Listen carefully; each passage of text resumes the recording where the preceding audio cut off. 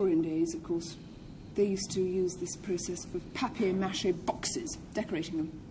They'd fuka the box. So it's a kind of painting, you claim, kind of painting.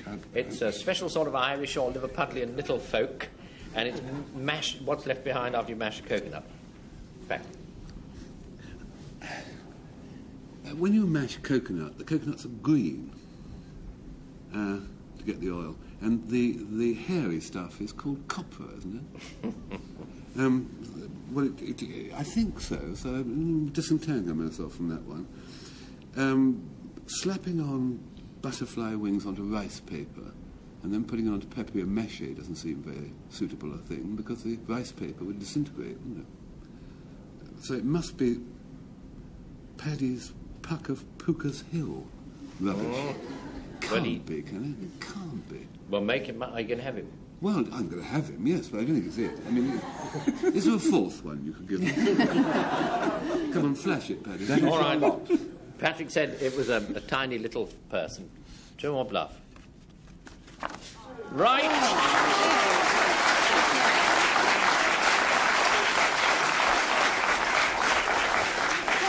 I think if we whip through very quickly, we can have just this last word, but my goodness me, Asham is going to have to be quick. Frank, a single word even.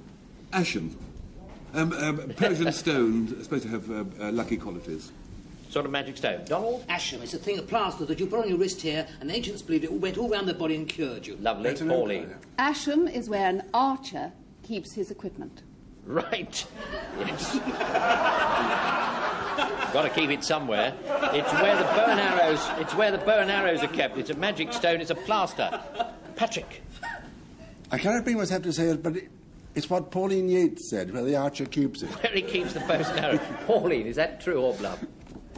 You're right.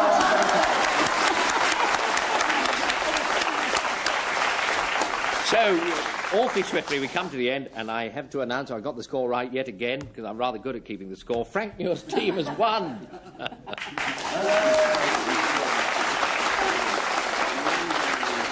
We shall have more back numbers from the Oxford English Dictionary next time. Until then, goodbye from Frank Kearton, Donald Churchill, Joanna Lumley, Pauline Yates, Campbell. Good night. Frank Muir. Good night. And goodbye.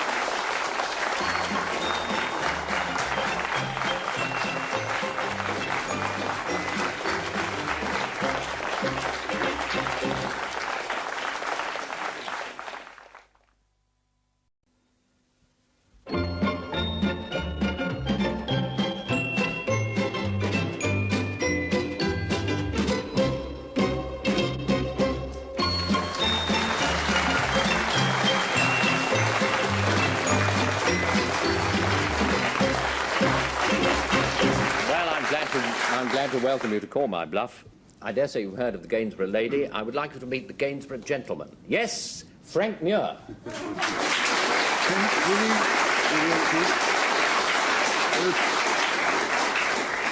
Both my guests this evening are on the programme for the first time, which is nice. My first is a spiffing actress who, in The Good Life, has done the most marvellous thing of making the snooty woman next door so funny and so likeable, Penelope Keith.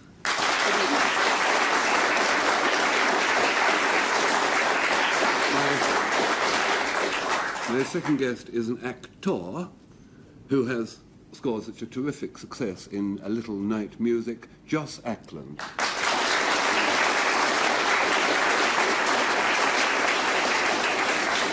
The man with the widest hair parting in show business, Patrick Campbell.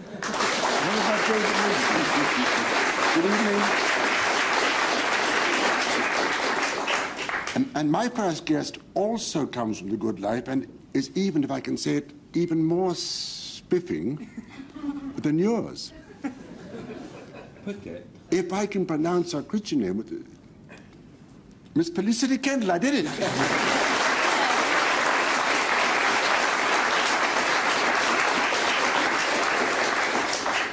And the other old soldier on my right here, who doesn't wish his were a war record to be mentioned ever again. Mr. Simon Ward.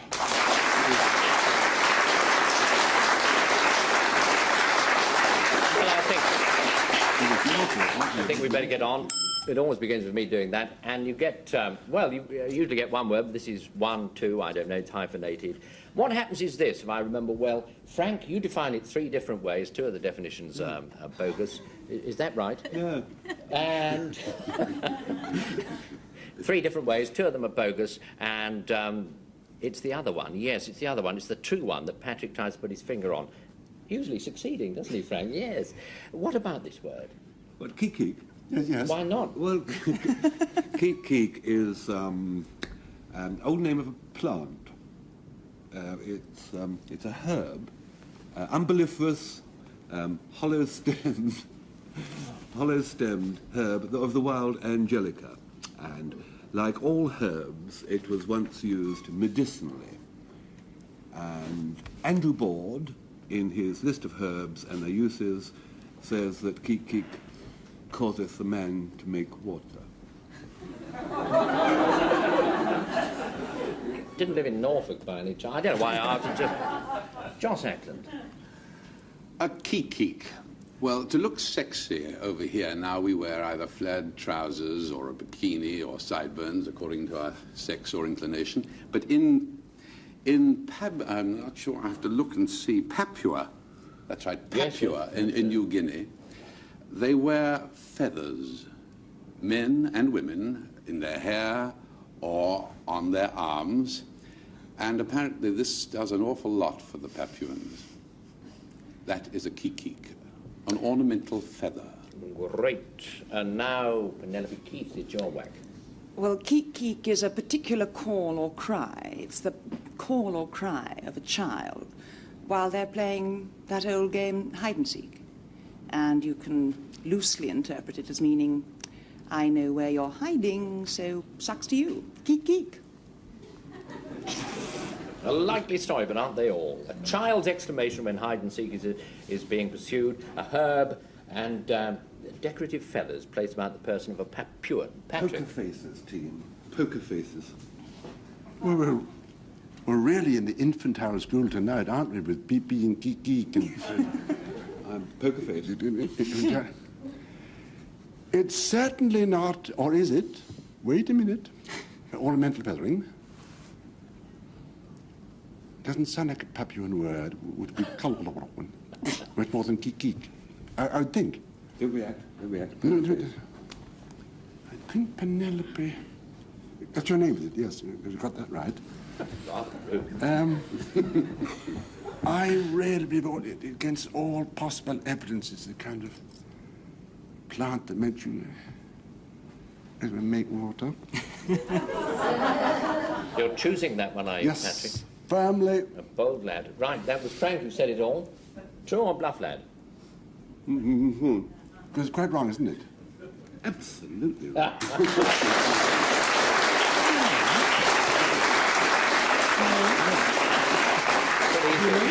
easily have been, but it wasn't so often in this game. Who gave the true definition then? Oh, no.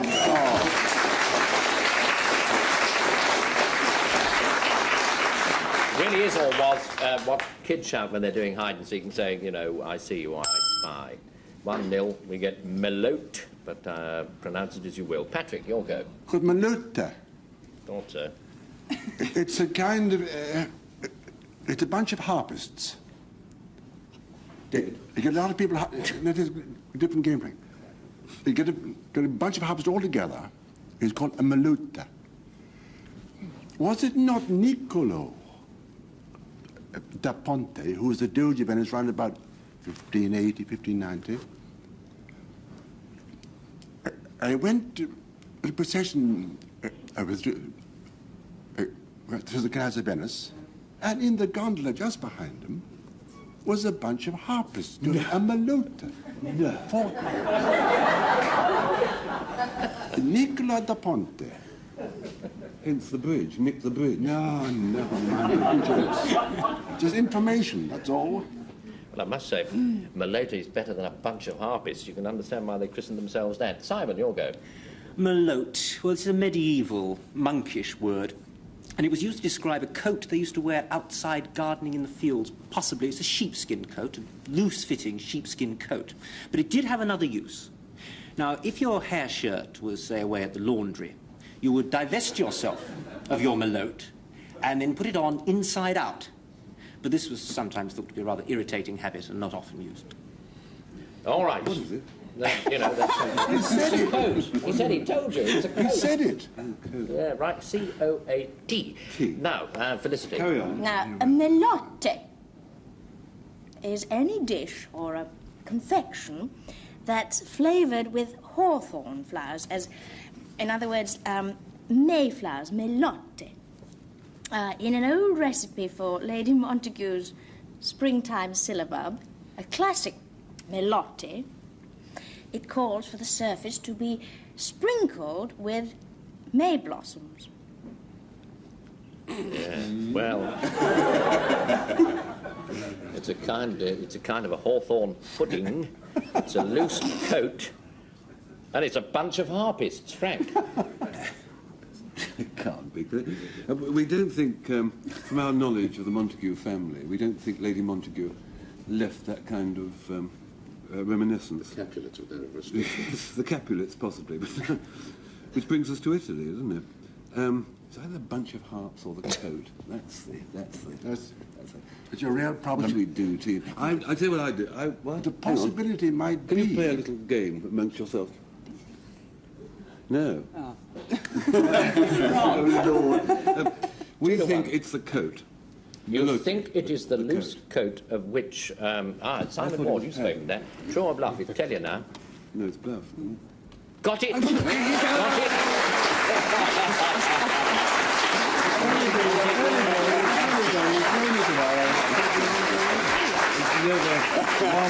Never underestimate a woman. And you didn't even hear what he said, and you still got it right. Never underestimate a woman. Blimey, 2-0. Anyway, hounce is another word, and, Joss Ackland. To hounce. Well, I always thought to hounce was an expression used by an effeminate huntsman. But in fact, it is a verb that implies the giving of excessive hospitality, making one go over the odds with the drink a little. This rarely happens at the BBC these days, I may say. But that is the meaning of the word to hounce. It means to ply with liquor. Penelope, tell us. Well, a hounce is the part of the regalia of a rather tarted-up cart horse. And it's a band of yellow and red worsted, which they bind round the collar on the cart horse. Rather makes him look as though he's a member of MCC, you know. Yeah, except for the 4 legs one knows. Why do they do this? Well, 2 members. To tart up the cart horse. Say that again, Frank, just to please me. 2 members of the... Of course, of course. Right, Frank, now you can speak at liberty. Haunts is a very useful, or used to be a very useful thing. It was a padded stake which was drove into the ground and was used by swordsmen to practice on. The marvellous thing about it is, of course, because you could have it a haunts with a cutlass or a claymore or one of those large toffee apples with spikes in, you know, or even a meat cleaver with very, very, very little chance of the haunts fighting back. It's a target practice for a sword. Yeah, right. Well, it's a stake, which, as Frank so charmingly put it, was drove into the ground. Lovely grammar there. To ply with drink or the like, and a horse collar, charming coloured horse collar. Simon. Well, now, dear. Yes. Now, this horse's tie, it's an attractive idea. No, I don't think it's the horse's tie. Worsted tie, no. But I think who are not. they, anyway, they're doing it to the horse? Joss's over-hospitality, I mean, not that I'm a philologist, of course, but I don't see where on earth this word could have come from. Now, hounce, I think that it's Frank's stake for fencers. The sort of bogus thing they drove out to practice with. Frank, own up, lad. That's 3-0. You are tied to the stake and you must stand the course. Oh! Do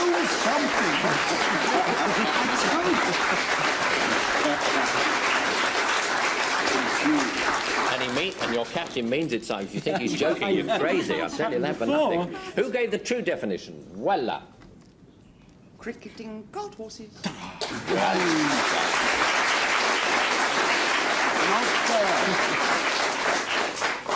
So it is, what she said, you know, goes round the horse's neck, ring-a-ding, get another, nan-do. Oh, Simon, you have a go. Well, if you're bored with hearing about karate and kung fu, you're going to be jolly bored in a couple of years because you're going to be hearing a lot about nan-do. It's yet another one of these Eastern forms of sport or games, war, whatever you like to call it. Now, it's easier for people to play or fight with because it doesn't have the same mystical overtones that kung fu or karate have. And the way that you can tell whether or not people are just having a punch-up or doing nan-do is they play it sort of in a ring, but you can tell the difference because they have strips of linen bound round their hands, presumably to stop them scratching each other or themselves. Yeah, well, it's pretty convincing. Yeah, it is. Felicity's turn now. Now, Hey, some more? a nadu was a kind of Chinese porcelain. Not particularly fragile, but it had a very fine, rich glaze. Now, by an imperial edict of the Emperor Qingdai, the nadu pottery works were demolished in the year 1457. So, if you own a piece of nadu pottery dated after that, it's probably fake. Like the description. Right, so, well, I don't know. Wait and see. Patrick? The nandu is a variety of ostrich Oh, fair enough. found in South America, but half the size of the ostrich that you know and that I know. Little short wings, a little bit short behind, and a short beak. The reason that you haven't heard about the nandu is that it's very, very shy. They're terrified of human beings. They've got 50% less chance of seeing a nandu than you have a full-size...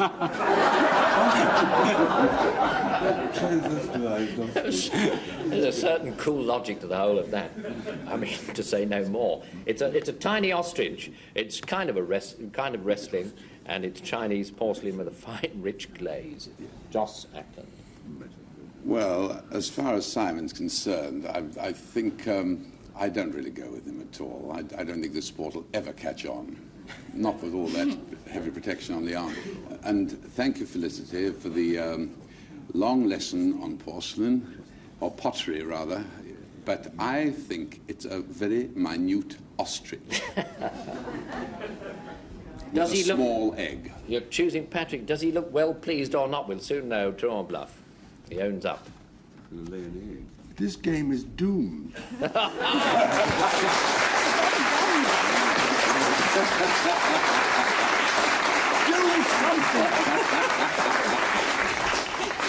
As I've often said, the game's rigged. You want to watch very closely. The next 4-0, my goodness. Loddy. Loddy. I don't want to rub it in, Patrick. I don't want to rub it in. What was the score? You know. 4-0. Don't ask Yeah. it. You can see it. Well, as Frank's failed to say so far, anyone's game so far. Penelope, your turn.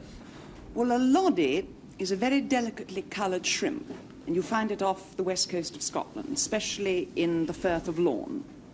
Now, it's a very pale, sort of cerulean blue, and if you keep it in captivity, if you bang a stick on the side of the aquarium, like that, it flicks its tail up. So would I. It's a shrimp. A shrimp. Right, Frank. Loddy. Yes, no, sorry. Loddy, no mystery here at all. Short for laudanum. Now, I won't bore you with a lot of... Yes, I will. Why not? We've got plenty of time. Everyone else does. During the 19th century, laudanum was used to... In fact, it was accepted as a kind of aspirin tablet by everybody, until about 1900, in fact. Poets took it, De Quincey, Coleridge. Poor people took it as against the toothache or against overwork, underpay. and they called it Loddy. Oh, Loddy. they didn't say that. They used to take it for, just as cheap form of oblivion. Next, please. Whereas, Oh, God. these days, of course, we have Call My Bluff, don't we? No, I didn't really mean that. Joss, your turn. Well, Loddies never really caught on over here. But in America, during the First World War, they were worn frequently by rather well-off businessmen, and they were, in fact, wide-brimmed, trilby-shaped hats made of goat skin. I beg your pardon, goat's hair. Goat's hair. And these were very, very popular, but they never really, nobody ever doffed a Loddy over here, as far as I know. But they're an American hat during the First World War. So, it's a kind of a shrimp, it's a hat made out of goat's hair, or it's laudanum, or opium. Felicity. You're entirely wrong. We don't know. We don't really know. A pale blue shrimp. Would you like a hint? That you...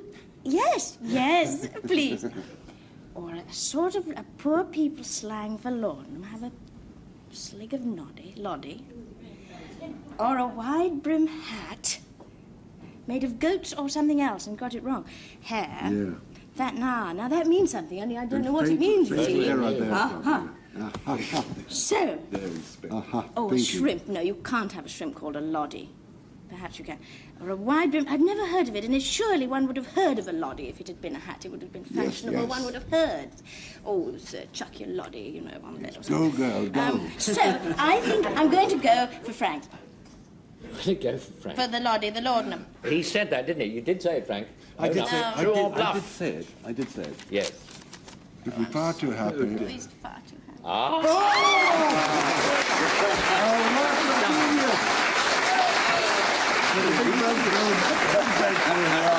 Broken it duck.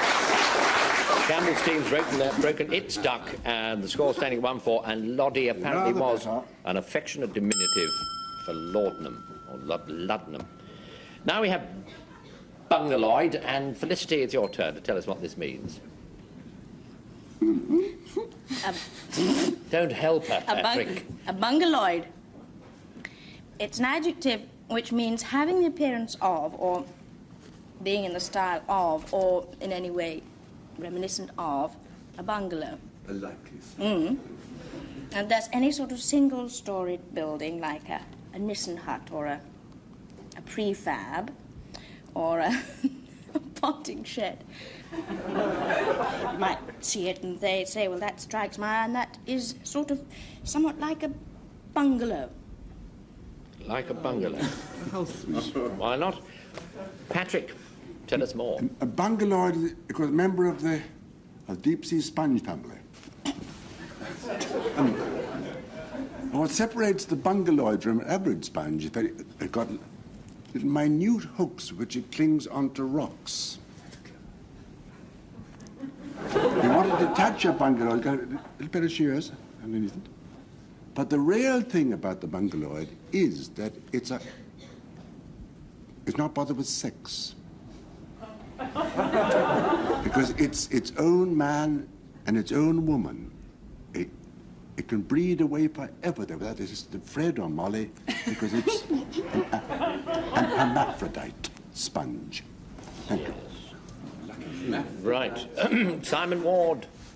Well, have a look when you get home and see if you've got any bungaloid around the house, because it's one of those things that was considered a bit nasty and cheap at the time of its invention, but now apparently it's got great scarcity, rarity value. It's a sort of synthetic ivory substance, and you can tell that it's not real ivory because it's got a slight yellowish tinge. It was patented in North America about 1903. It's made of pentane hydrocarbons and natural rubber, and they used to use it for ashtrays, door mouldings, things like that, and sort of domestic bric-a-brac around the house. Quite valuable now, though. Well, it's a sponge with a rather uninteresting sex life. It means also to do with bungalows and that sort of thing. And it's mock ivory made out of something hydrocarbons, I think it was, Penelope. Yes, I don't believe it's the mock ivory. Especially if you use it as an ashtray. If it was rubber, it would go up in smoke. No, I don't think it's mock Pentane ivory. hydrocarbons. Oh, that as well, of course. No. Have you dropped it? And then a rather sad sponge. I don't like the bit about clipping its hooks off to get hold of it. Don't think it's that. No, I'll go for the bungalow. And that, Mad thing. that was said by Felicity. Felicity Kendal, wasn't it? True or bluff?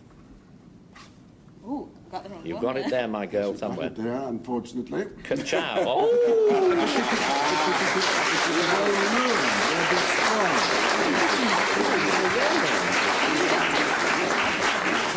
Well, there goes, I think, the third word in the whole of the time man and boy I've been doing this game that I knew. But bungaloid growth. Yes, G.K. Chesterton. Ah, yes, indeed. Skibbit is our next one. I certainly don't know what that means. Frank, do you? Oh, I do. Yes. Great. No, it's not in Chesterton. Might be in Belloc. If you, have you ever considered...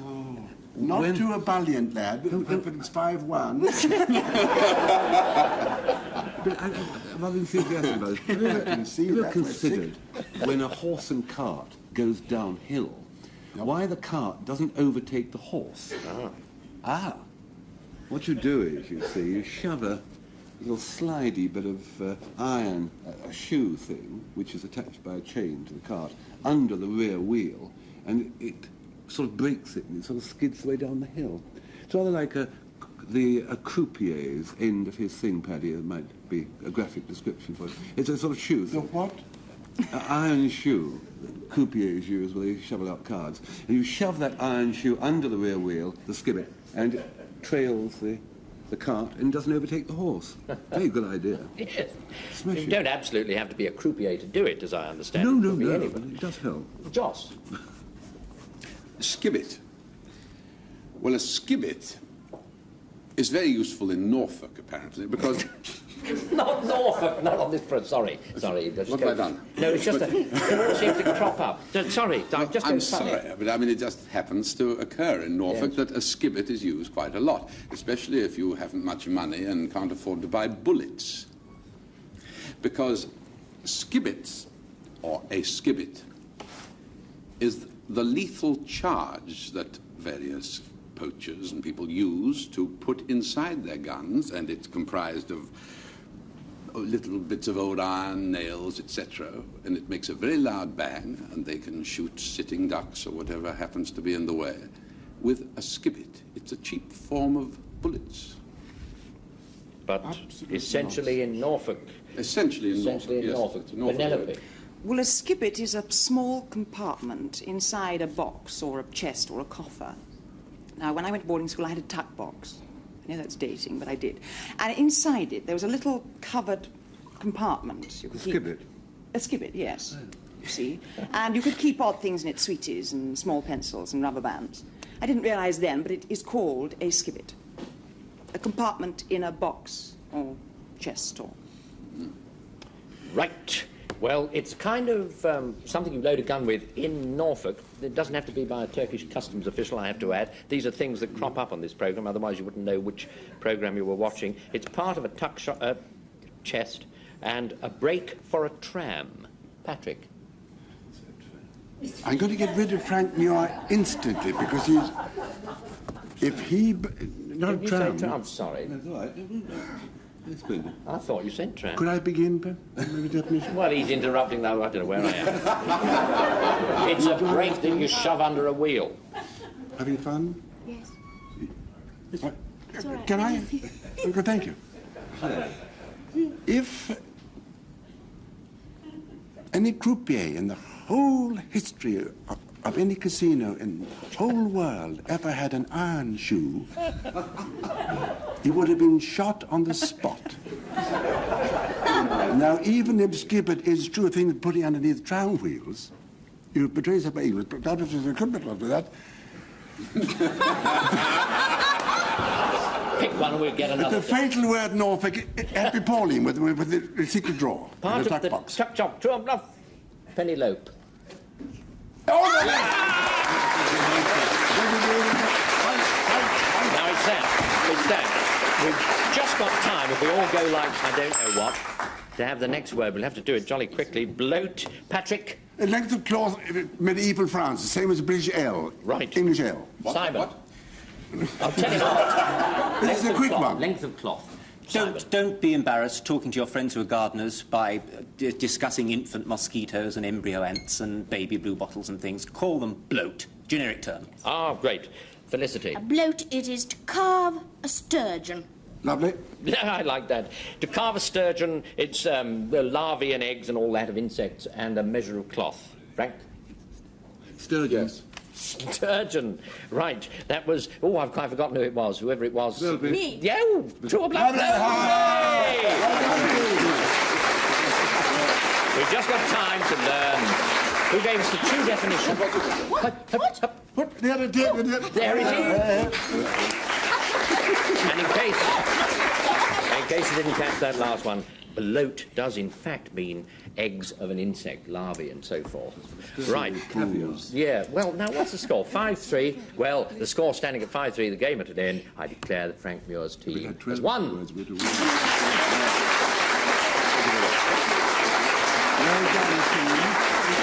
We shall be recycling a few more 78s from the Oxford English Dictionary next week. Until then, goodbye from Joss Ackland. Simon Ward. Penelope Keith. Felicity Kendal. Frank Muir. Patrick Campbell. And goodbye.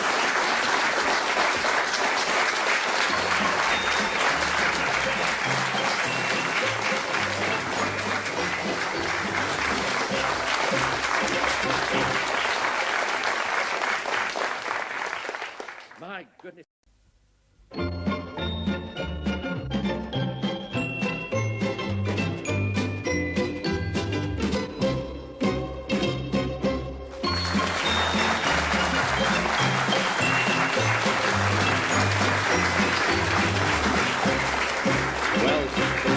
I bid you good evening. Call my bluff, where the loaded dice is about 6'7" and is called Patrick Campbell.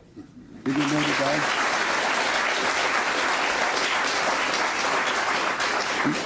And back getting in my way is an actress who comes from the good life. If you don't win this one, she can go right back to it again. She's Felicity Kendal.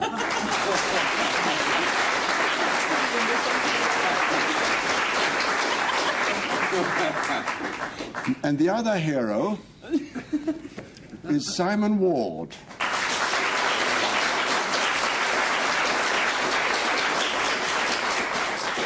And if the face and the bow tie look like the dawn coming up over Beckenham, be absolutely sure it's Frank Muir.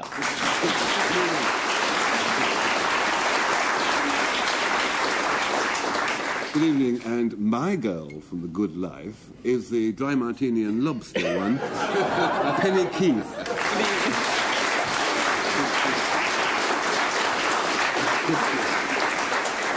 And my next guest has managed to get a night away from a little night music, Joss Ackland.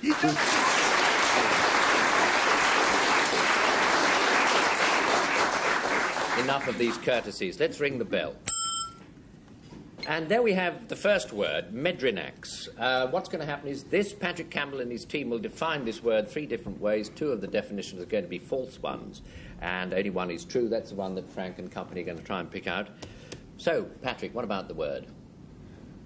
We are back with this word, which I can't say, in the turbulent world of the sea. Medrinax was the name of a kind of coarse canvas in the Middle Ages, which was used by the Spanish Armada for sails to propel itself towards the coast of England and win They lost. a great victory. They lost. The original intention was to win. What was the intention? Who is doing this? They came second. The Medrinax was also used for the costumes of the officers on board the Spanish Armada for doublets, to stiffen doublets and hose. That's what it is, anyway. Really, some people. Slight edge creeping in. What'll happen now? Simon, your turn. Well, Medrinax is a very old fish dish. If I could have your attention for a moment, I'd like to quote you from one of the oldest recipe books that's still extant.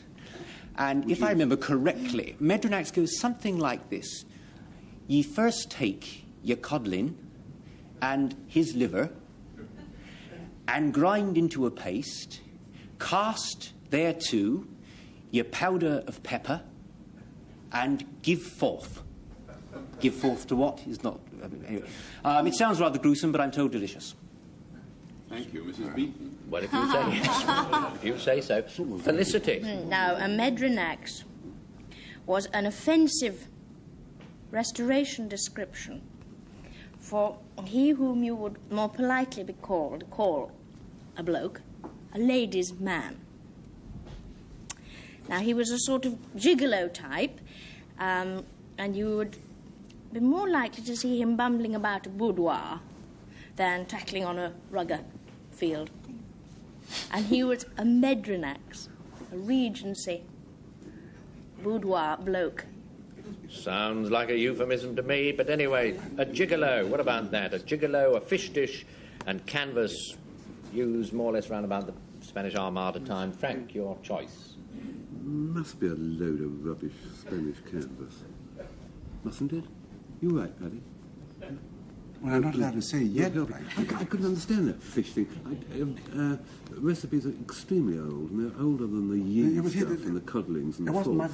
that was Simon. Yes, Simon's. I'm just sort of going through the rest of the menu. Medrinax, the rather effete 18th century, I rather think I might have come across. So it must be the Spanish canvas. Spanish canvas. Patrick, true or bluff, lad? Something deeply wrong with this game suddenly.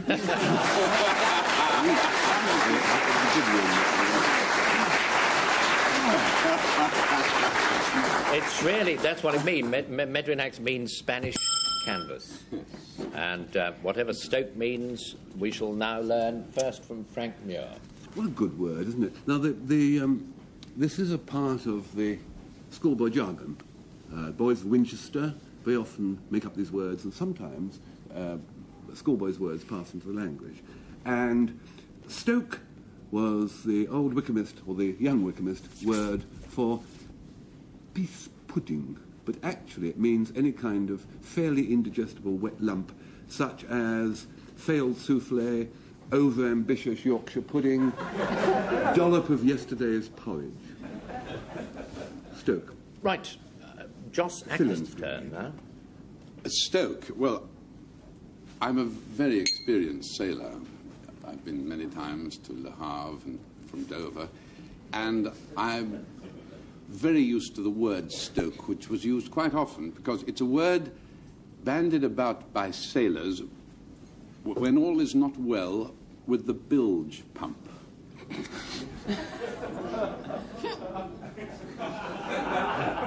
When it is stuck up with things, which is very annoying.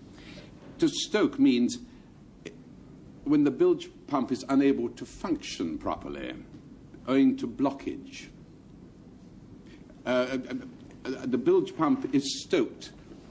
Many times you'll hear the expression on board a ship, the bilge pump is stoked on account of the fag ends, Captain. That is the meaning of the word stoke. Yes, very restrained sort of sailors.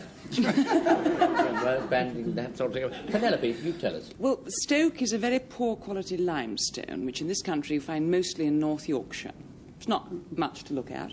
It's very sort of dull, wood-coloured, dark brown. But the strange thing about it is if you scratch it or strike it, it's got a very nasty smell. I like Stoke. Well, kind of a peas pudding, but it means anything stodgy, edible that's stodgy. It's a gummed-up pump on a ship, and it's a species of limestone, Patrick. I've never heard of limestone. If you scratch it, it smells. That's far beyond the possibility of belief. I would think for the moment. Choked, my dear fellow. You're speaking to a chief petty officer of the Irish Navy, 4 years, man and boy, at sea.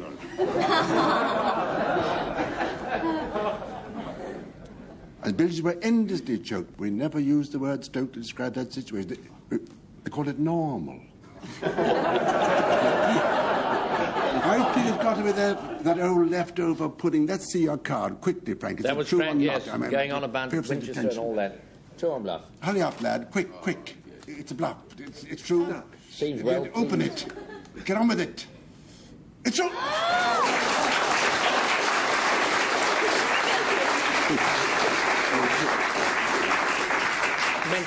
Meant every word that he said it meant. It did. Stoke means that... No, it didn't. No, it hasn't, no. No, I rang the bell quite before I should have done. Let me say it again. No, it wasn't. Peas pudding and things like that. Who gave the true definition? Someone must have done. You should have been in the hour.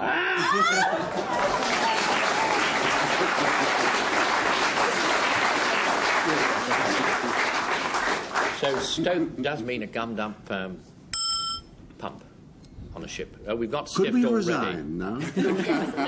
No, plenty of time.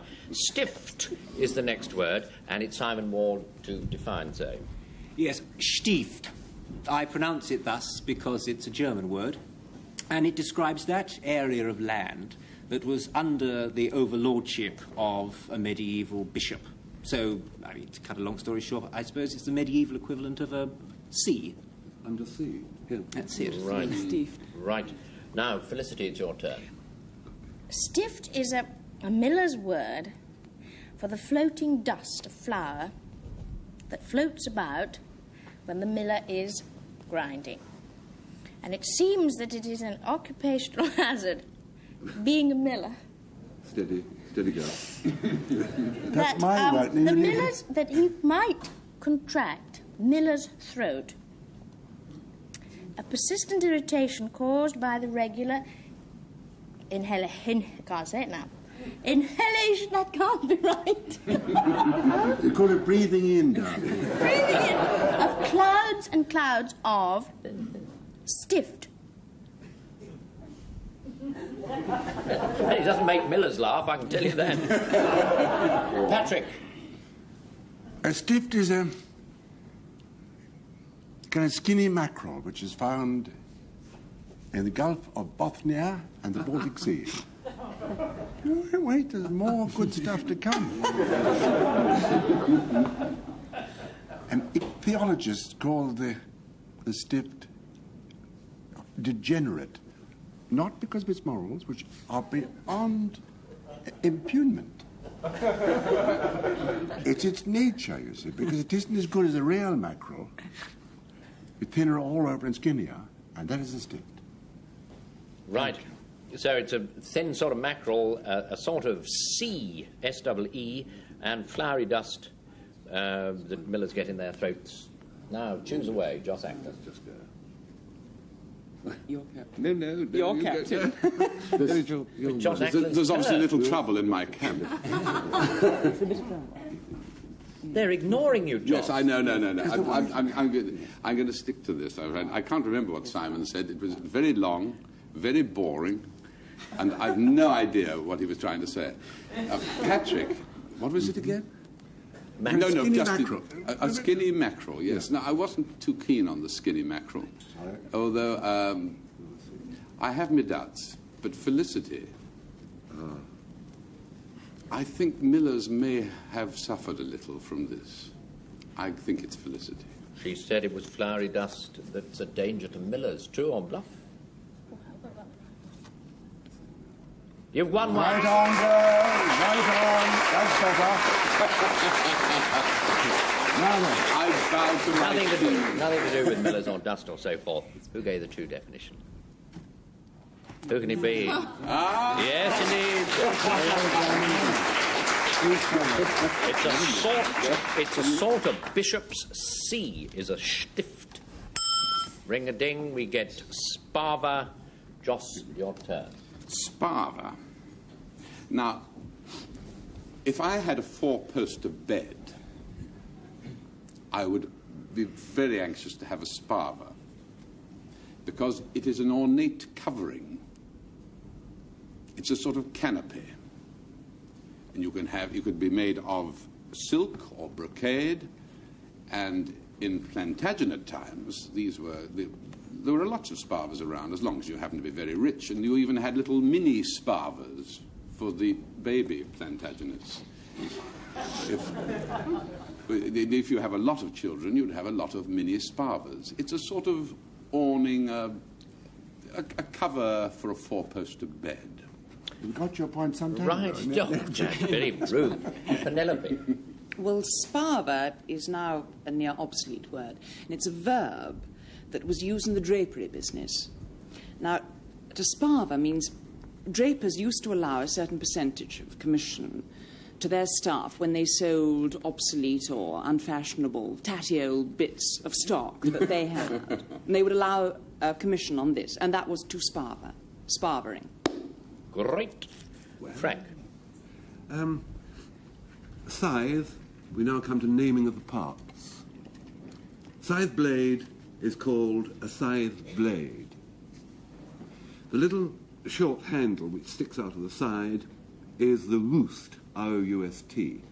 The other handle, the other part you handle, is called the crupper, C-R-U-P-P-R, and the main haft of your scythe is the spava. End of lesson. Admirably economical. It's a bed canopy, it's the handle, which is part of the handle of a scythe, and it's a draper's turn or commission. Simon Ward. Well, on your own, lad. On my own. Well, now, Jossie's Plantagenet bed tents was terribly attractive to start with, but it's a bit boring, you know, Joss. I thought you got a bit lost in there, just about in the middle. So I don't think I like that very much. Penelope's Draper's Perks. It's got a very modern ring to it, which makes it terribly attractive, but I don't think I like that either. I think that Frank's rural shaft has the most attraction for me, and I would think it's that. Well, he did say something like that, didn't you, Frank? It better be too, hadn't it? No.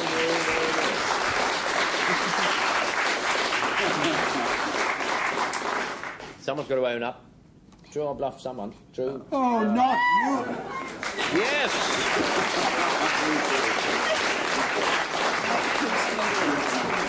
Very often when it's very boring, it's Spava is a bed canopy. 3-1, goodness me. And we have Lomi Lomi. Well, I won't pronounce it, let them. Felicity, beginning with you. A Lomi Lomi is a slightly offbeat ritual on the island of Hawaii, at which those taking part receive a shampoo to a musical accompaniment. And this washing of the head is not just for the cleaning up of it all that muck, but it's for creating a sort of feeling of well-being and a sort of euphoric state of happiness in general. The shampoo. To musical accompaniment. Yes. Yes. Lovely, yes, I like the vocalisation. Patrick. Herbert. In the drenching rainforests of Java and Sumatra, lashing down day after day, you'll find quite a lot of lumi-lumis. You might think you're looking at Jimmy Savile, OBE, Distinguished Television Personality, because the lumi-lumi is a white-faced, golden-haired East Indian bush monkey.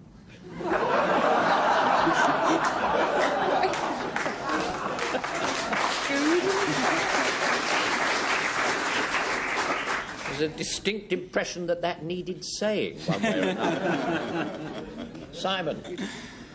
On the islands of New Zealand, travelling, the Maoris live in fear of Lomi Lomi, because it is their word for purgatory. It is where you go after death should you, particularly have offended temporal laws, for example, have gone against tribal edicts. What you suffer in purgatory in Lomi Lomi is nobody's business. I will just tell you very briefly that one of the worst things that can happen to you is to be mangled by owls for eternity. Not nice. Well, so you say then that it's a Maori type of purgatory. It's also a kind of a monkey, and it's a ritual washing of the head, a kind of delightful shampoo. Yes. Penny. Well, I just looked up and I see that Lomi Lomi is owl backwards. So, sort of, you know, if you jiggle it about a bit. Isn't it? But I can make owl out of that. I don't think it's owls in purgatory in Maori. Upside down, is that? Upside down. You can get an owl back there. She got you on the run now. Upside down, you see. But I don't believe in it. It's good logical Very thinking. solid reasons, too. And Felicity's that South scene from South Pacific in the Hawaii. I don't believe that either, all that washing and singing. You can't do it. No, I'm going to go for the white-faced, golden-haired East Indian monkey belonging to Paddy. Well, he did say it, didn't he? He'll have to tell us now, true or bluff. OBE. I've lost it. You've got it there. It's I gone. know you have. You have it about your person. I have it. Fumble through it. It isn't Jimmy Savile at all.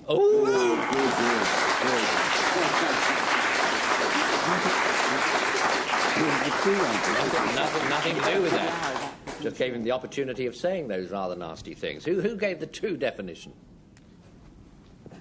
There it is. I'm going to wash that man right out of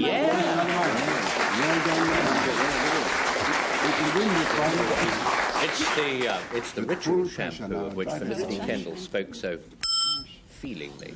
Now we have Branna, another word, and Penelope Keith, you define it. Well, a branner works in the tin plate industry and using handfuls of bran. Because when plates have been in the tinning pot, they get covered with oil, you see. So this chap comes along, great handful of bran, picks up the plate, wipes the oil off, throws it away. The plate? A branner. No, throws the bran away, the used bran away, keeps the plate. A branner.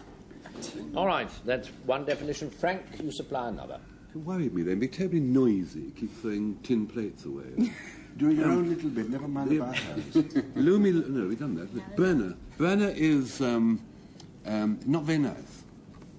Not a very nice thing at all, particularly for your horse, because it's a sort of lump or knot of muscle, muscly sort of stuff, which can grow under a horse's tongue. But don't look sad, Felicity, because it doesn't matter. Apparently, it's perfectly all right, and it helps to block the submaxillary saliva gland, which is a good thing for horses. They don't like them. They don't mind them at all. So, it's all right, really. Blocks the saliva gland, and they're glad about that. Otherwise, you would have to use one of those handfuls of bran, wouldn't you? Joss, it's your turn now. Well, you have to be pretty talented if you want to use a branner successfully. It looks rather like an elongated butter pat. And it's used by fishermen in Massachusetts to stun cod. And they use this and whack the cod on the head. That's why you have to be so talented. I might add that in Moby Dick there is a character called Thomas Branner, who was the second mate. If it originated there, I just don't know. But it might have done. That's enough. Don't give them any help. Any help? It's something you hit fish with in Massachusetts. Only in Massachusetts. Yes, that Not place allowed which anywhere sounds else. like a lot of teeth in America. It's only there that they're quick enough, you know, the fish in one hand. Anyway, it's a cod stunner. It's a tin plate worker, a worker in the tin plate industry, and it's a lump, but a painless thing under a horse's tongue. Felicity, your choice? Well, all those cod, it must have been terribly hard work. with that stunner, I would have thought. Or your Branner, yes. Very difficult. Or the tin plate, all that bran being wasted. I mean, all over the place. Somebody would have to get a muscle under the horses called a branner. The horse didn't mind. I don't know anything about horses' throats. What do you? Have you any? Surprise. I think on his past record, I'd take no notice. I think. Or we think.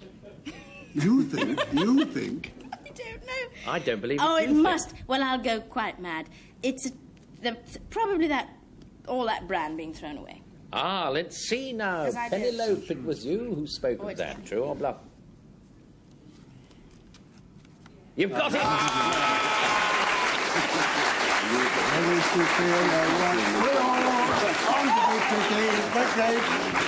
Every single word that good woman said was perfectly true. And it's 3-3 now. I say neck and neck. That's better. So another word. Dennet is the next word. Patrick, you define it. You've heard of Granny Smith? No. Apple. Yes. Apple. Yes.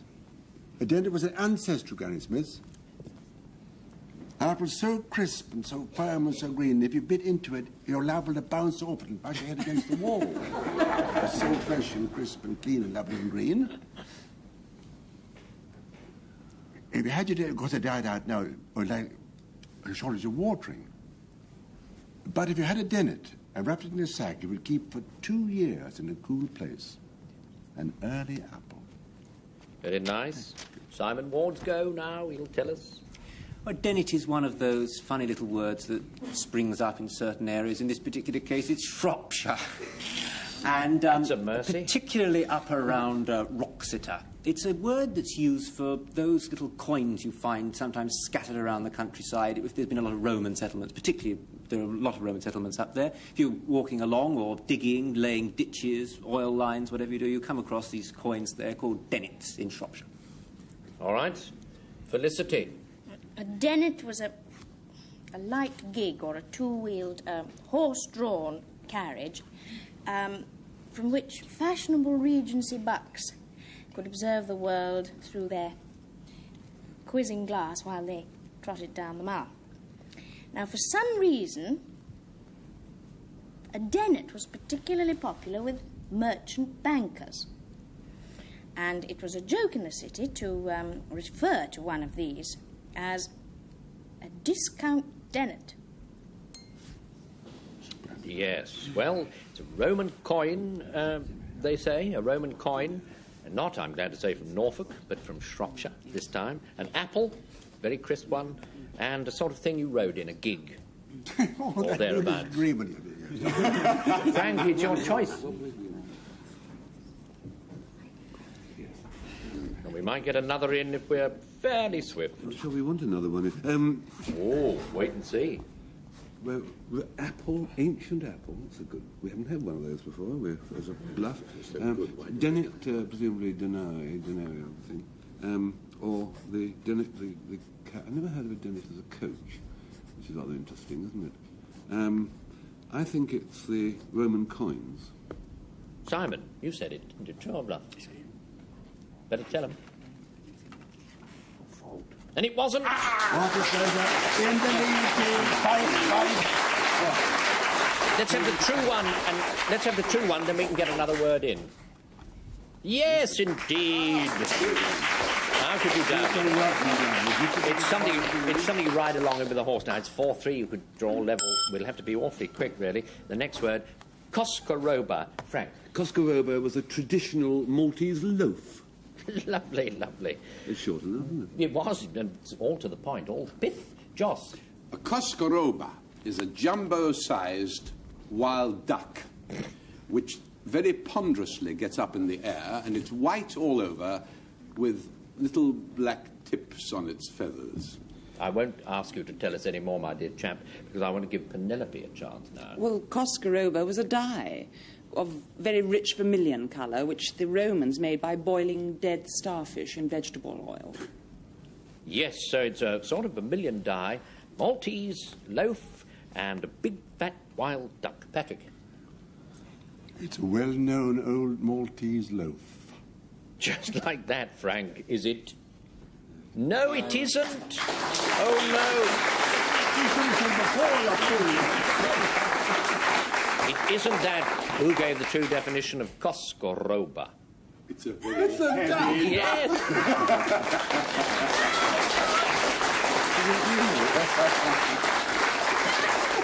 Well, there you are. I personally arranged all this. I thought the competition was getting a little sharp, you know. 4 all, what could be more friendly? They're all the winners. Lovely, lovely, lovely.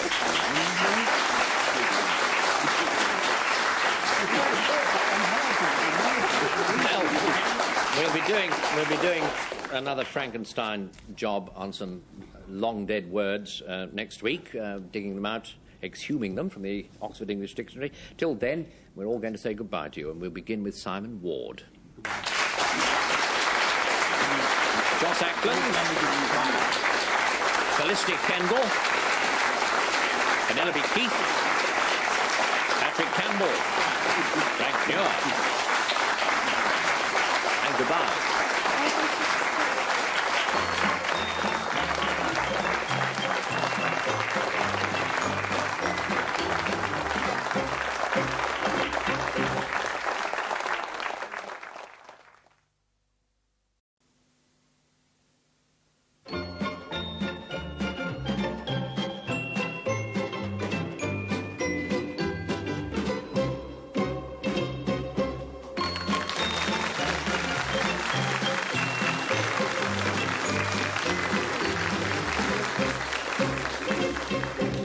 Hello, let me welcome you to Call My Bluff, television's answer to Spillikins with Frank Muir. Good evening.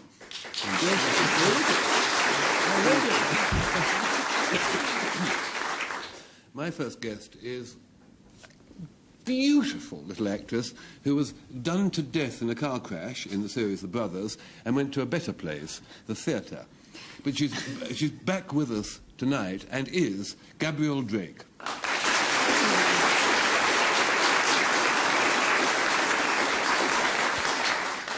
My next guest started his gainful employment as a BBC producer on radio arts programmes. He then produced arts programmes on commercial television, and then somebody nudged him in front of the cameras, and since then he's been doing award-winning interviews. It's Russell Harty.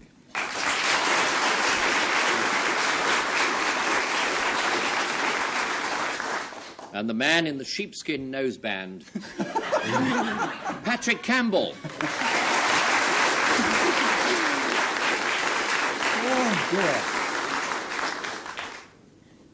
Good evening. My first guest is a little old lady who writes charming books for children.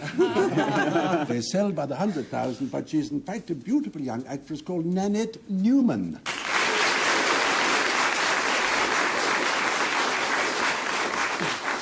And my other aide is a man that does absolutely everything on television. You can't keep him off it. He plays coppers and ex-coppers and coppers to be and coppers coming later on. If I say Patrick Campbell, but it's really Patrick Mower.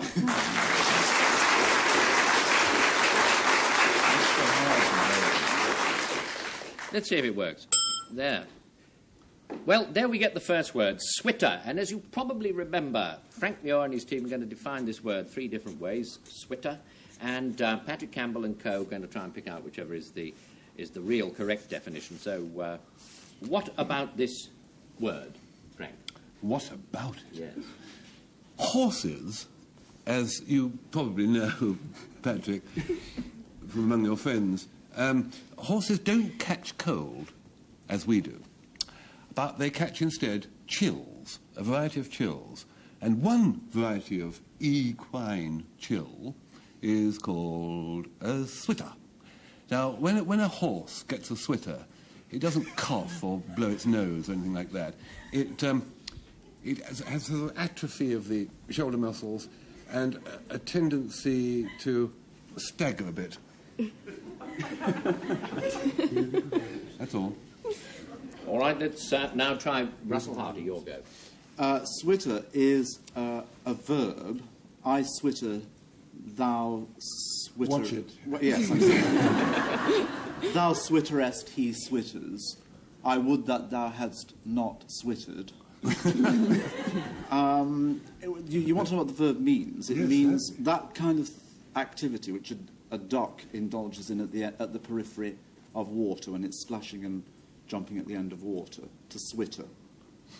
Yeah, well, sounds reasonable. Now, whose turn is it? Yes, Gabrielle Drake. Well, a switter, in fact, it looks like a wooden sword with a very, very wide blade. And it's used to beat flax in order to remove from flax any woody or fibrous tissue. And he who wields a switter is called a switterer. That's clever. That's clever. Yep, well, someone's got to do it. It's a disease of horses. It's one who beats flax to get the thing, the stuff out, and it's of a duck to flutter about, I suppose. Patrick? It's a word I have no hope of saying whatever, so I just leave that bit out. But it's certainly... yes. Give it a go. No, I couldn't. No, I'm too shy. A horse couldn't... If a horse ever got a cold, it wouldn't be called that. Because... He could pronounce it, though. All with the wind behind it. We've had every horse disease in this program since the beginning of time. That one was left out. Right, fair enough. Bonk. It couldn't be a flax beater, right? It's ducks doing it on the edge of a pool. Well, now, Russell, I believe you said that. It's your turn to own up, true or bluff, my lad. I didn't say ducks doing it on the edge of a pool. I said fluttering about. It's true. It's a bullseye!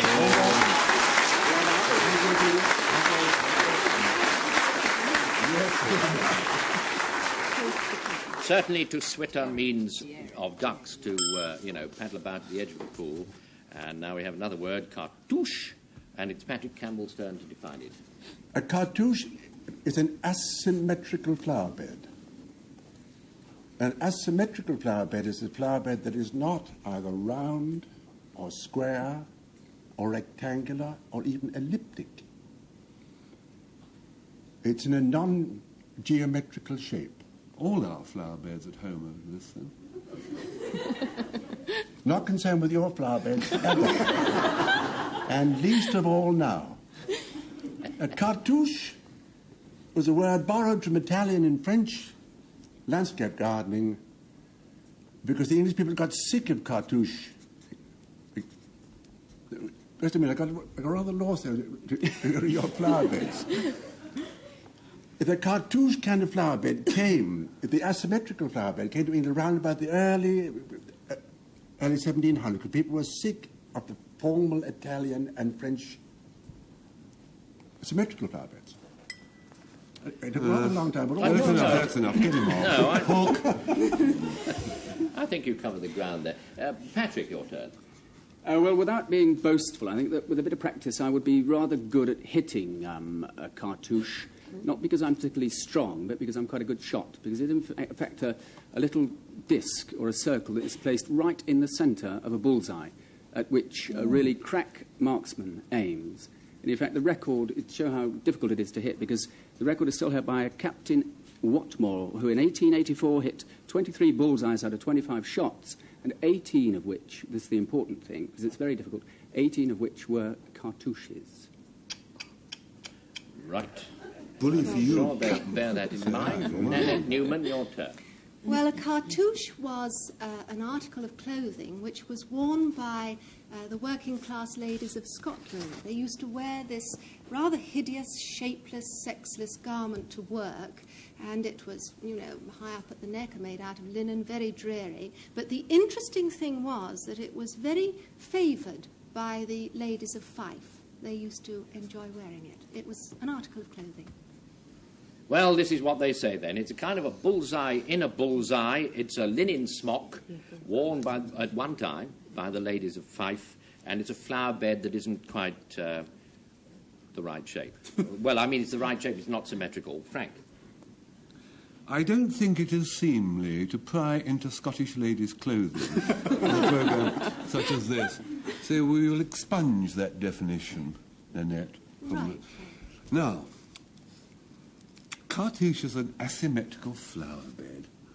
I don't think that flower beds changed in the early 17s from the symmetrical. They changed to no flower beds and rolling parkland and capability brown. I would have thought, in my ignorance. So therefore it must be this bullseye inside a bullseye. Flash the card. Oh, yes, please. you suddenly chose that. That was Patrick Mower who said that. True or bluff, lad? Show up. Oh, he's too well pleased, I think. Oh, dear. Looks a bit that way.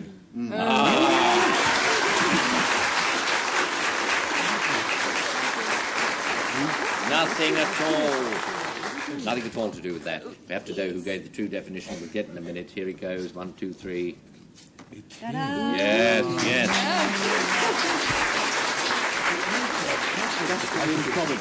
I shouldn't have these scruples. It's all that showing off about capability brown, Frank. I shouldn't do that sort of thing. Anyway, I should repeat. I think I should repeat. It was a linen smock worn by the Scots ladies. Mambu is the next one. Russell Harty. The mambu is a legendary eastern bird that hovered restlessly above people. If you were one of the people under whom this restless thing was hovering, you were likely to be brought a great deal of good fortune. So you had to get yourself under it if you wanted any kind of fortune. There's no point in talking about this bird at all except to say that it's the one single legendary bird in all of Eastern mythology or ornithology, or whatever the two are together, that is not mentioned in Sir Richard Burton's translation of the Arabian Nights. That floored them all very nearly. Gabrielle. The Mambu is a race or a tribe, Bantu origin. They live in central Sudan. Well, there really is no point in talking about this race. It's a very boring one. Except that there is one interesting thing about them. There are an awful lot of white men in this tribe. Good heavens. Albinoism, I think it's called. Is that right? Good enough, yeah. Yes. Stick to that. All right. Now, Frank. Mambu is another word for bamboo. Or let me put it another way. Bamboo is another word for mambu. Now, there's really no point in going into this any further, except to say that I'm not either bamboozling you or mamboozling you.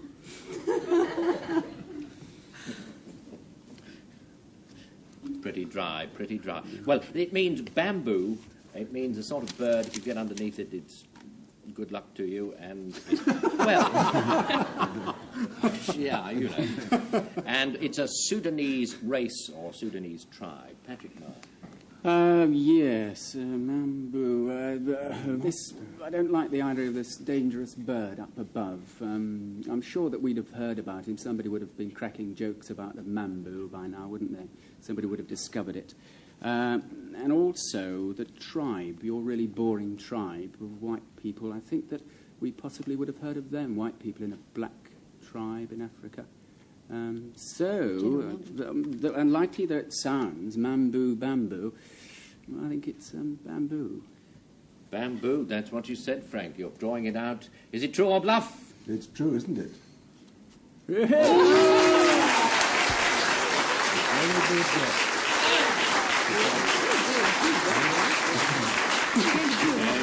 It's anybody's game. Yes. Mambu, shmambu, it means bamboo, apparently. 3-0, goodness me. And the next word, carapato, though I suppose you'll pronounce it umpteen different ways. It's your turn, Patrick. Carapato is, in fact, a style of tattooing that is used in African tribes, that possibly because they've got more skin to show than other people, but it takes the form of circles, concentric circles, all over the body, on the front and the back. And it's done very painfully, I should imagine, by it's scratched on the body with a hot dye on stones. Right, it's Nanette, it's your turn. Well, now, if any of you are thinking of sailing up the river Zambezi for your holidays, you should be warned, because something very nasty can happen to you. You can feel suddenly very yuck and sick and feverish and horrible, and it could mean that you've been bitten by a carapato. These are very, very tiny, weeny little ticks, really, that carry this terrible disease. And the whole of the Zambezi, the basin of the Zambezi, is absolutely awash, agog, infested, I mean, with them. And this is just a little warning to you. You could very easily be bitten by one of these little creatures. Yeah. It's not the only thing that could happen either if you get round the true, Zambezi. but one of the nastiest. Patrick. A carapato is an astronomer's guide to heavenly bodies. It's a kind of catalogue in which you can identify the position of heavenly bodies and also their magnitude. Now, the name comes from the carapato because this catalogue was first devised by Signor Battista Carapato, who was a kind of, I suppose, pre-Renaissance Neapolitan Patrick Moore. Mower or Mower? Not, we've had enough of him. Give the other fellow a chance for that. So it's tattooing takes place in certain places. It's a tick that you get that might get on you in the Zambezi, and it's a guide for astrologers, a catalogue for astrologers. Russell Harty. It's so easy. It's yes, it's just. I mean, the next time I go up the Zambezi, which you Nanette say is going to be agog with ticks, I shall have to take a paddle with me, or one of those things that you do that with.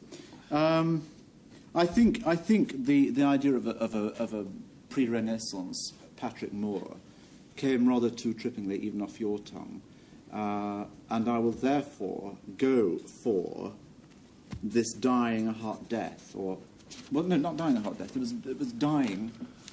It was tattooing. Tattooing, more or like less. D-Y-E-I. Oh, you're absolutely right. Right. So I will suggest in humility that it has something to do with dying and tattooing. All right. Well, that was Patrick Mower who said it. True or bluff? Whoa.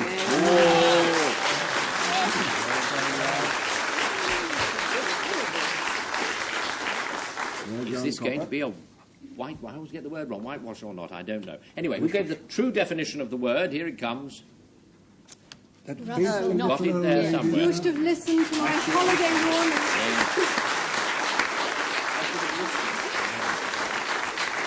It's the tick of the Zambezi.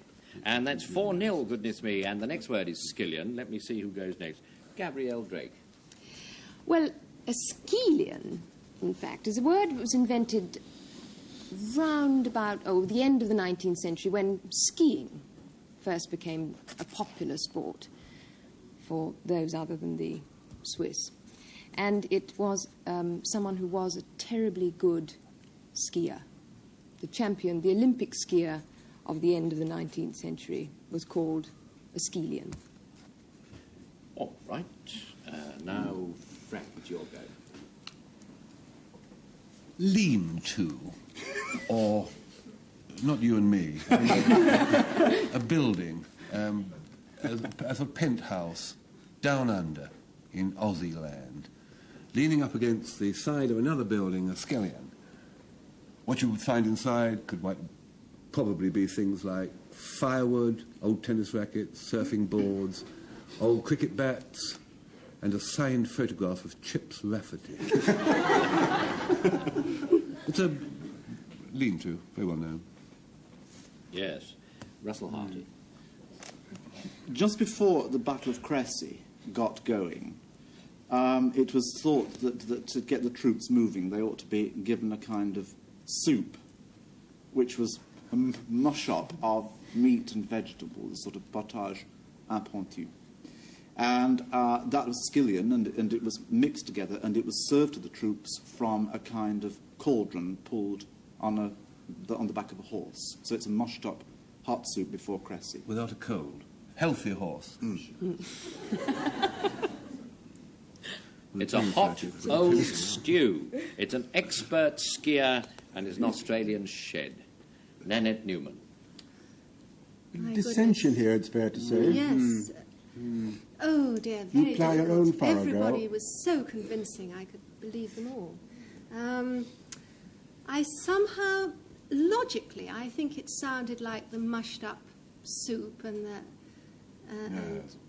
yes, logically it did sound like that to me.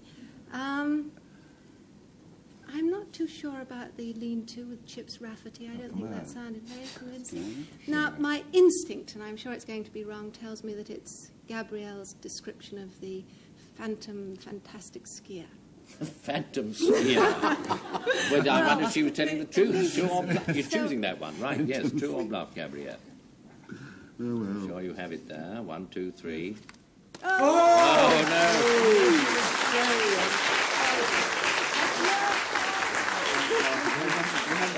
They've broken their duck. It's ruined the drama, but still, I mean, people will be on better terms after the programme, I suppose. Now, who gave the true one? No, no, Oh, yes. Nanette,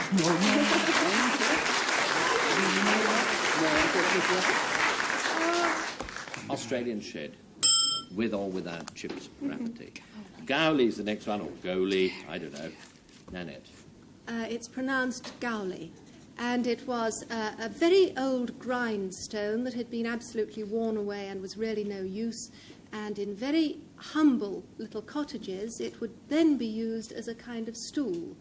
I mean, you might say to your child, you know, go sit on your Gowley, or go and pull out that Gowley for a friend, something like that. It was a little Grindstone, stool.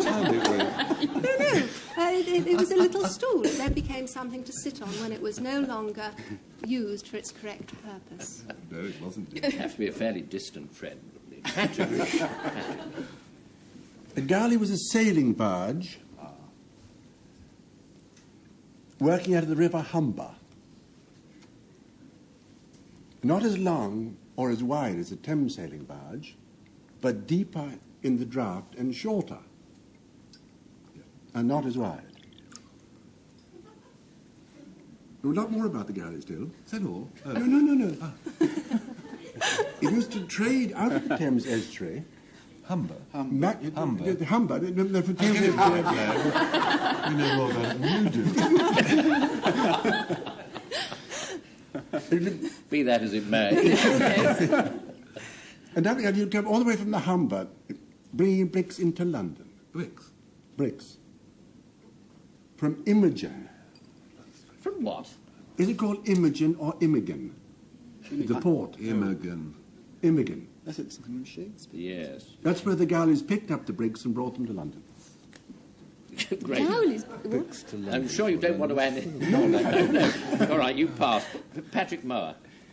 Gowley is, in fact, a condition which I'm sure you've all experienced after waking up after a really good night's sleep. It's an optical condition, a condition of the eye.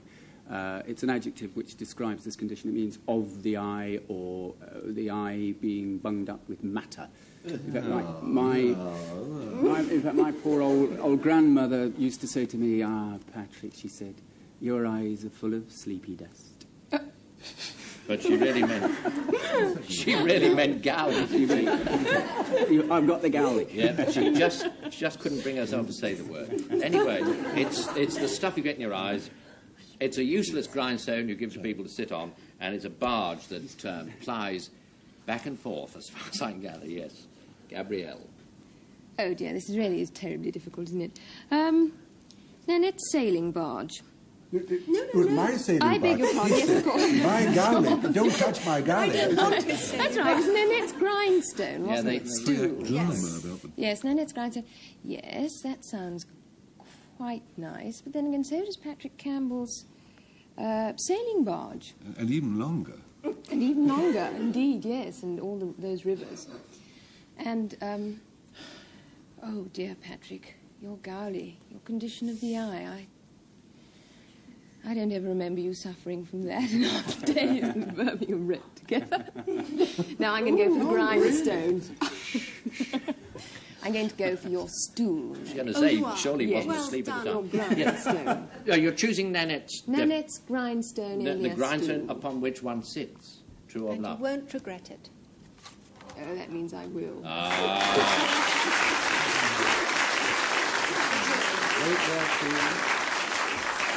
She was toying with you there. Now, who gave the true definition? Let's know. Ah. Lo and behold. From the gouge. You should have looked closer, Gabrielle. Happy days of Means those little bits of stuff that you get in the corner of your eye when you've just been asleep. Now, cumulate, or pronounce it as you will, is the next one. Frank, your turn. You know the flat. You know the flat bit of a signet ring is called a platen. The bit where the signet bit is, the seal or whatever. Well, make no mistake, the flat bit of an ordinary finger ring, as advertised by Ringo Starr, is not in fact called a platen. That's only for signet rings. Where a stone is normal, or intaglio is normally embedded in a ring, is called the cumulate. Awfully interesting, isn't it? Russell, your turn. It's a matter meteorological, and it's that weatherman's or woman's word for that flat-topped cloud which forms itself as a... I haven't finished yet. As a presage to a kind of thunderstorm. It's a kind of anvil-shaped flat cloud which presages storms, thunder, lightning, rain, and other cataclysms of that nature. That was very interesting too. Gabrielle, top both of those. Now, a cumulate is nothing more nor less than a pigeon. But it's not your ordinary common or garden pigeon, you know, the sort that sort of settle on the top of Swedish tourists in Trafalgar Square. It's a rather beautiful bird, actually. It's a fancy pigeon, a white-eyed pigeon. Can you imagine such a thing? And what is more, it flies very, very high. It's a high flyer, in fact. It would be rotten luck on a pigeon, white-eyed or not, if he couldn't. But anyway, it's a pigeon. It's part of a cloud and it's part of a ring. And if we do this fairly sort of kind of swiftly, we'll get another one in. Come on. Yes, Patrick, I should say. It's your As soon as you slip in the word intaglio, you're supposed to notice it at all. That has to be a bluff. Out with that. What, mine? Was it not? No. Not yet, before. It's cumulus, and cumulus brings on storms. It's a white-eyed pigeon. Gabrielle, true or bluff? Let us know, lass. You've got it there. It's there. I'm sure it's there. It's not. It must have been there when we began. No. Who's got it? Oh, who's got it? You haven't stuffed it down the top of your stocking or anything. I'll do a cesarean. Yes. Excuse me, Gabrielle. Yes. And has she got the true one? Though? Speed the whole thing, but wait. I think it has to be produced. Yes, where is it? I think you'll If you find. could whistle or play a game on ourselves. Right. What's going on? you can't go through all her stuff. After all that? Right!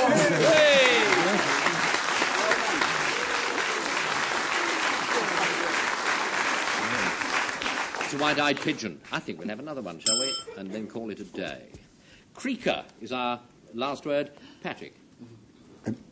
Creaker is the larva of a fly. Ephedra californica. Never mind that. It appears in immense hordes right by Lake Mono in California. Right, I better move you on fairly. Patrick Muir. A Creaker, in fact, was a soldier who fought for Henry VIII. He was a commando-type soldier, a freelance mercenary. He went over to deal with the French. A creaker was a late Victorian word for a little passenger cab in a funicular railway that went up and down a mountain. That'll do nicely, Nanette, if I'm to let them guess. Fly, deduce. Let's have the card. Cable car, lava, or a soldier, Frank. Fly. Fly, fly, fly. Patrick. I always get those. No! And let us have the true definition before we draw stumps. The true one Here we go. It's coming now. Ah, yes. There. The true definition of the word is a soldier of the great British. So there you are. I scarcely need to announce the self-evident fact that Patrick Campbell's team has won.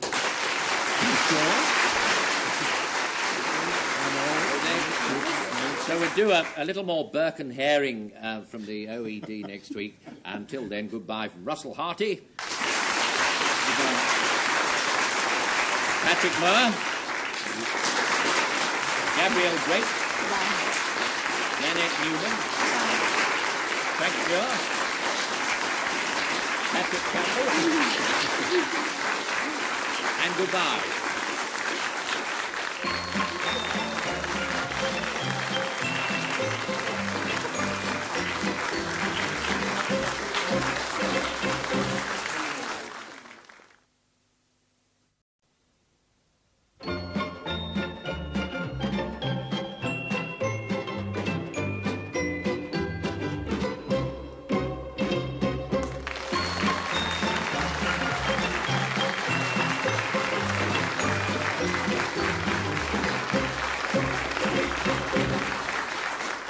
Good evening. It's Call My Bluff and waiting for the cloths to be taken off. Patrick Campbell. Good evening.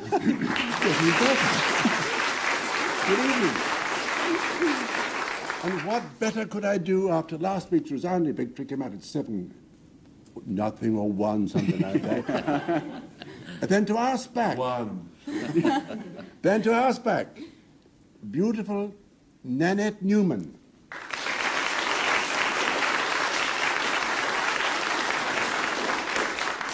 And almost equally lovely, Patrick Mower.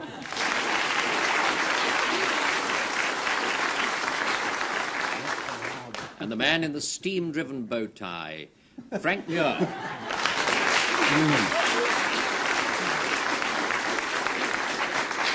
Naturally, I have asked back my gallant little team. Just lost last week. Delightful actress Gabrielle Drake. And man of arts and interviews, Russell Harty.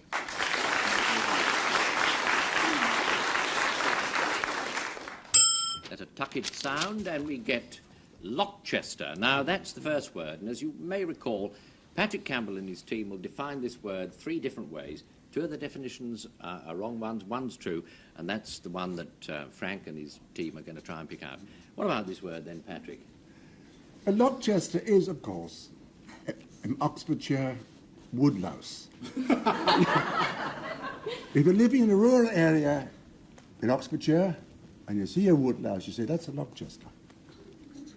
Now, it's called a Lockchester because the poor little thing, if terrified by passing Oxfordshire yokels, it locks its chest by turning itself into a ball.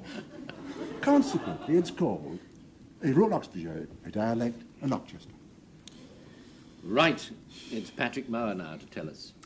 Well, in fact, a Lockchester or a Lockchester, as it should be pronounced, is in fact a device that is used by clairvoyants to suss out the magnetism or the supposed magnetism of the human body. It was, in fact, the prototype was made by Dr. Dyson Lockchester of New York. And, in fact, he used it for making gullible people believe in the message of mesmerism. Yes. Now, Nanette Newman. Well, Lockchester is a black lawn. Not, I hasten to add, the kind of lawn that you play croquet and things on, but it's a very fine linen.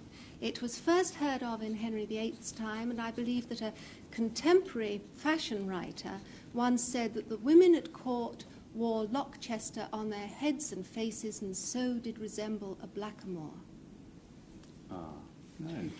Right, well, it's black lawn from good old Henry VIII's time. It's a clairvoyant device invented by Dr. Lockchester, Lockhart, Lockchester, or whatever, and it's an Oxfordshire woodlouse. Thank you. Well, it isn't. We would dismiss Patrick straight away. Well, that sounded all wrong. That sussing people with magnetism, and that's French, wasn't it, rather than American. Mesmerism. It's either fine linen or Patrick with his hands clasped across his chest, rolling in Oxfordshire. Very tempting thought, actually, I must say. But we think it's Nanette's fine linen. The black lawn of which he spoke. Nanette, tell us, my dear, true or Yes, bluff. I will.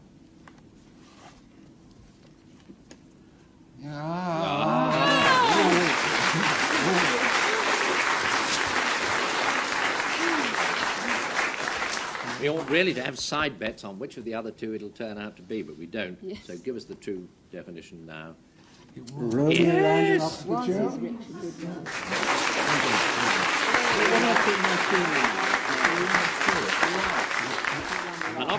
An Oxfordshire woodlouse is known as a Lochchester, or at any rate was known as such. And now we have flound pump, I think. Frank. Flampamp, very simple, very, very cheap, very thick, very hairy woolen material, originally from the Low Country, the sort of stuff that made up into a suit makes you sweat unless it's 10 degrees below, and after a shower makes you steam. Ancestor nowadays, I suppose, are those sort of thick tweed jackets that look as though they've been woven out of marmalade. Cheap, early, woolen material. Nothing more to say. You're done. Right, Russell, your turn. It's flampant, and it's a sort of ornamental pudding, or a prettified pie, or a tarted up tart. Never maid of honour.